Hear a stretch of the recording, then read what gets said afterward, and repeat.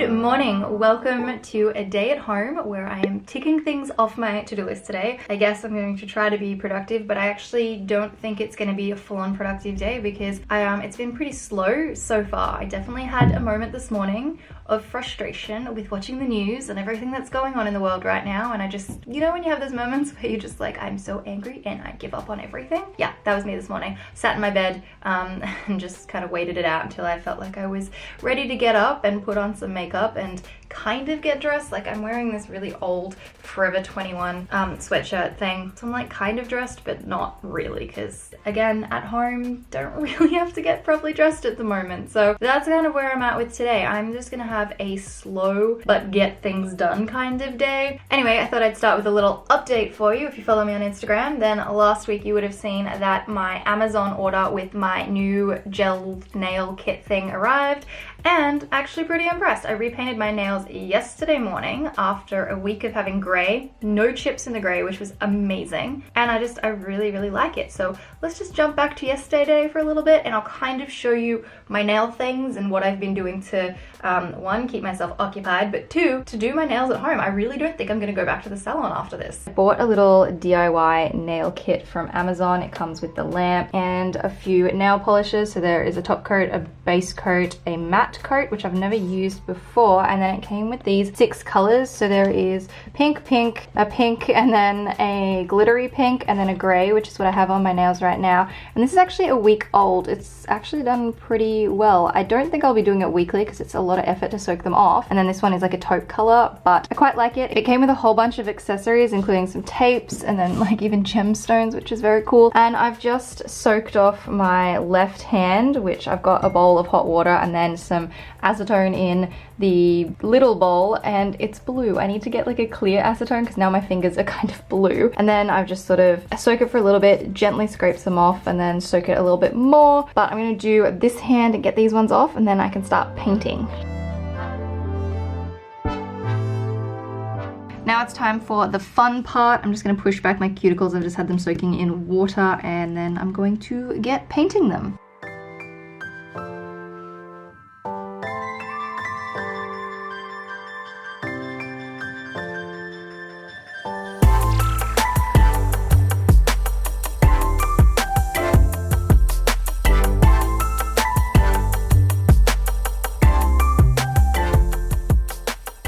I am done. I definitely need to moisturize my fingers because they're dry and they don't look that great, but I really like this color. It's a very light pink with a little bit of shimmer through it, which is really pretty. So I'm definitely not going to do this for at least another 2 weeks now because taking it off just takes so long. But that's pretty much how I do it and what I've been doing. I'll leave a link to this little Amazon pack in the description, but I really like it, and I am gonna pack all of this up now.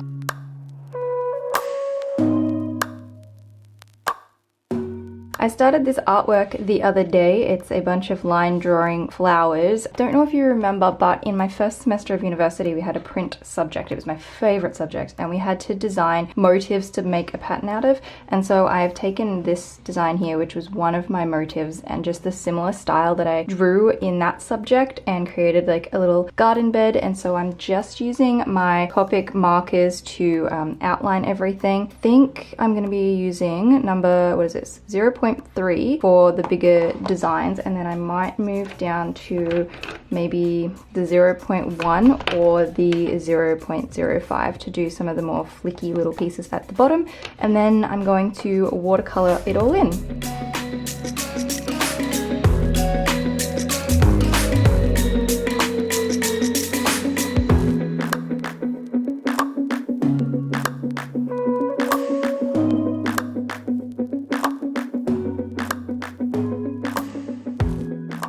Stage 2 is complete, so now I get to start painting. I actually might grab this bowl up here and put some water in it for the watercolor paints and then get started. I've just spent the last little bit putting together some colors and mixing colors. I really like these brown ones over here, and I love doing this sort of visual diary stuff where I can create just sort of scrapbooks of things. So now that I've got my colors sorted, I'm going to paint in this and use these little color wheels. I've got some music playing. I actually just did an Instagram live live while I was doing this, and I'm actually getting more comfortable with doing Instagram lives, and I plan to do some more soon. So I'm gonna start painting up this little thing.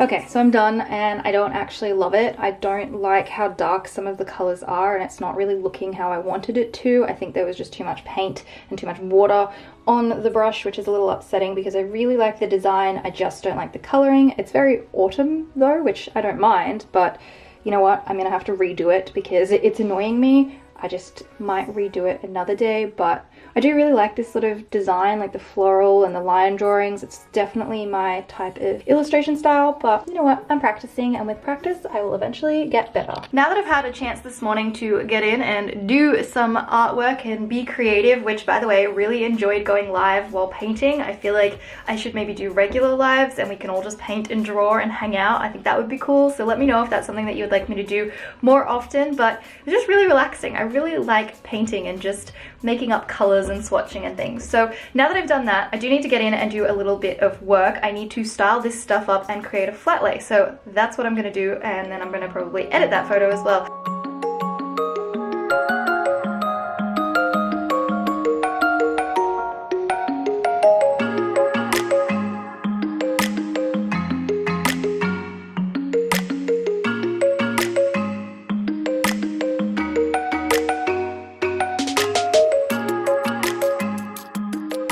Now I have made a fantastic mess of pulling apart everything to make flat layers, but this is always what happens. Everything ends up everywhere. So I do need to clean everything up and put everything away. And while I'm at it, I should probably make my bed. I didn't do it this morning because I was in a bit of a mood and I just didn't feel like it, but I'm gonna do it because I always feel better whenever I make my bed.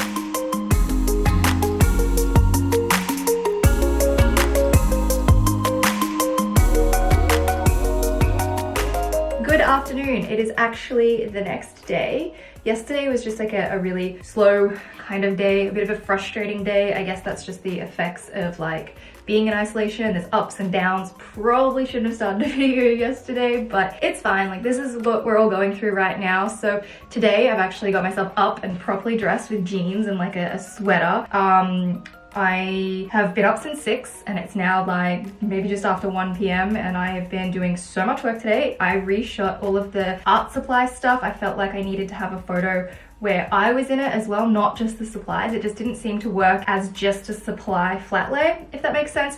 You'll see it up on my Instagram in the next week or so, so keep your eyes peeled for that. This afternoon, I am going to do some clothes washing because I keep spilling coffee on myself in the mornings because I'm a klutz, and my favorite jumper, the cozy one, has coffee all over it. So I need to go and do some clothes washing and get myself sorted in that department. And yeah, welcome to the hot mess of being in isolation. I haven't done my hair all week. Like, normally I will wash my hair and then I'll straighten it. Not this week. It's not happening. It's so dirty. I think I might wash it tonight. I'm just like spilling food on my clothes, staying in my pajamas till 1 p.m. I'm feeling the real effects of isolation this week. So would you like to go out? Oh, yes you do. He's back.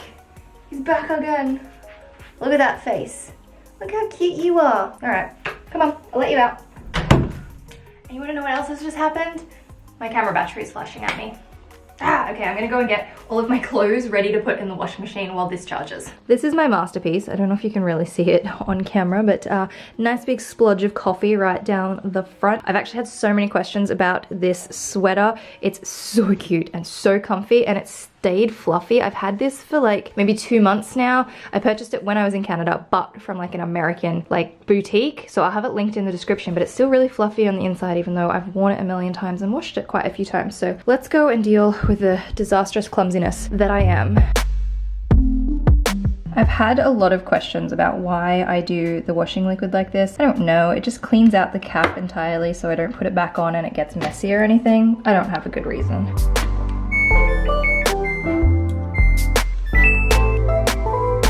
It's raining a lot today and it's just so relaxing to sit on my bed and just listen to it rain. I've been hanging out with this one. He kind of came and sat on me before, and I've been doing some Lightroom work on my iPad and listening to music. I'm gonna go and check if the washing machine is done though, and I think my camera is charged enough. I mean, I'm using it, so hopefully the battery is good enough to get me through the afternoon. Washing is done. I'm gonna pop it in the dryer though, because nothing is going to be drying outside on a day like today.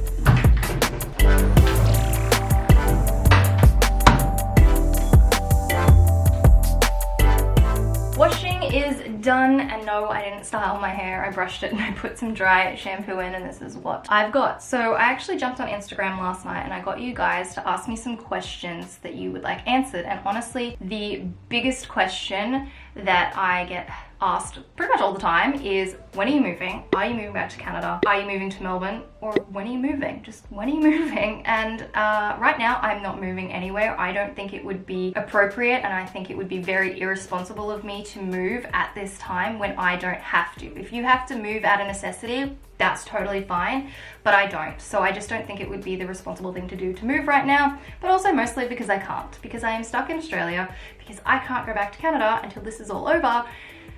And it's very frustrating. So when this is all over, I will be moving to Canada. I made this decision probably towards the end of last year, so I've spent almost the last 6 months just really looking forward to this, like getting so excited to come back to Australia, to get all my stuff sorted, clear out my storage locker. I'm giving most of my stuff to my mom because she has nothing. I was gonna have all of my boxes all like packed up and ready to be shipped over, and I was going to be in Canada this time in 2 weeks, properly moved over in 2 weeks. And the closer I get to that date, I think the more emotions are starting to come up. I've noticed it this week, because over the next week and a half to 2 weeks, I was going to be doing like all my goodbyes, finalizing everything. I was so excited, and I feel a little bit crushed. And so yeah, it's not easy letting that little dream go, I suppose. It'll happen one day, it's just I have no idea when, and not knowing is the hardest part. So for all of those moving questions, yes, I will be going back to Canada one day when I can leave the country and actually get there. So yeah, I'm just staying put here for now and just waiting out my time till I can get back on track. Obviously being home is amazing. I get to spend more time with my family, and that's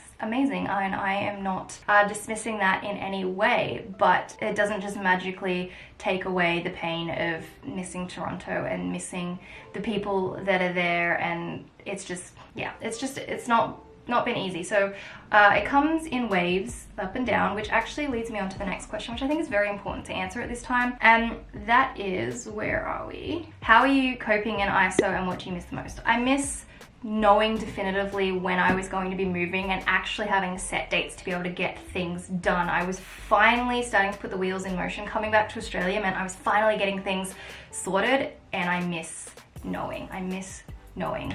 But coping in isolation, communication, key. I talk to all of my Australian friends every single day. I talk to all the people in Toronto every day, and keeping communication is important. Keeping yourself busy. I have done more work since this whole isolation thing than I've done ever, and I'm so excited to share all these things with you. So that's like a really great positive. And then I also have lots of fun things that I've been doing in sort of my downtime. But when it comes to mentally coping, the thing that I kind of wanted to point out is there's all of this content online telling you to be positive, to look to the good in the situation, that we can do self-care, self-development, work on ourselves, we can spend more time with family, like all of that stuff. That's amazing and it's great, and we should be focusing on those things.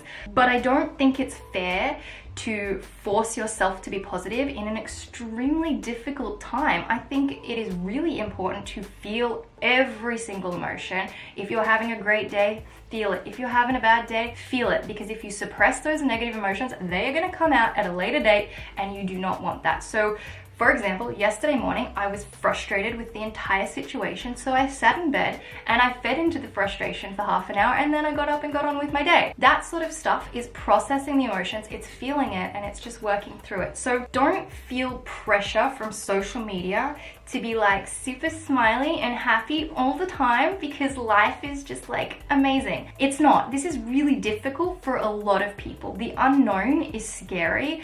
The loss of income, the uncertainty in a lot of jobs is scary. So don't feel that pressure to be continuously positive.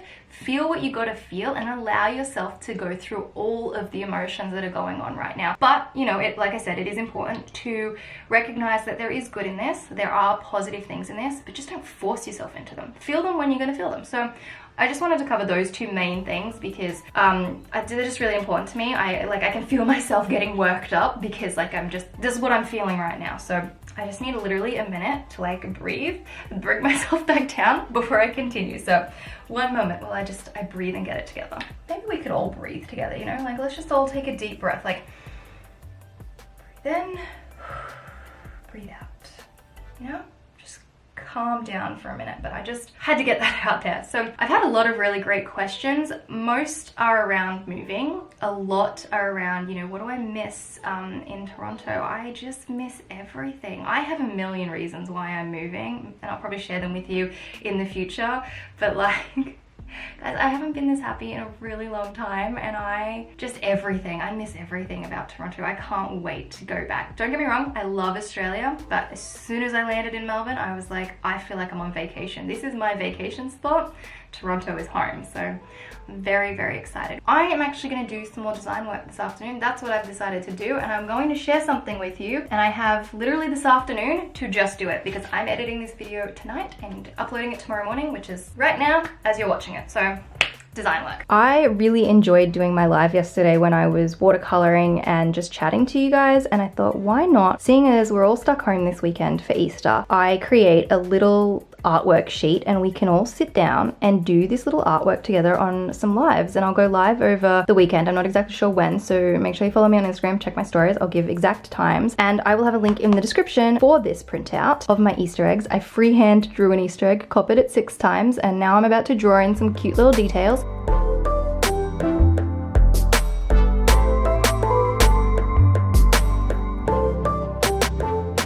This is my first Easter egg. I feel like he has teeth. It looks like he has teeth in the middle, but he's kind of cute. So I'm just gonna keep drawing these designs, and then yeah, you guys can print them out and color them in.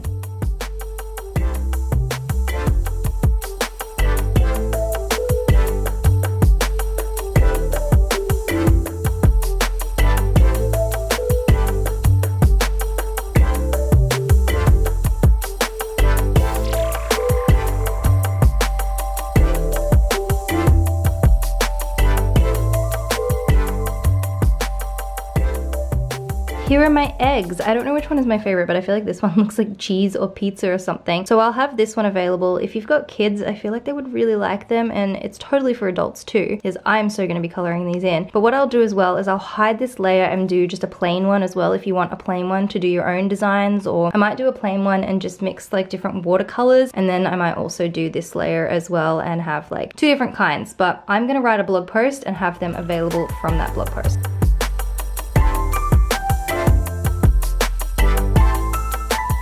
Blog post is done, and I'm glad that I got that done for you. It will be listed in the description where you can get the plain eggs and then the decorated eggs. I think this is just a really fun, very chilled out, rainy day. Maybe because it's raining today, I'm very inspired, but a rainy day project.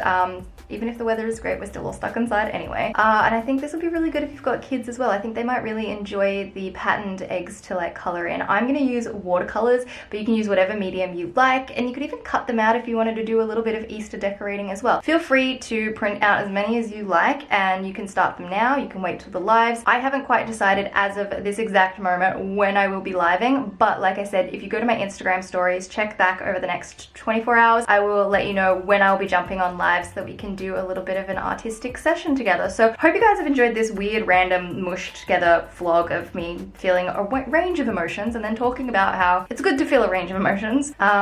And I hope that's cleared up a few things to me, explaining that I'm stuck here and I will be going back to Canada eventually one day. So hope we're all doing well and you're surviving all of this isolation. Up the top here, you can check out my last video. Down the bottom, I will leave a link to another one of my videos, and I will see you in the next one.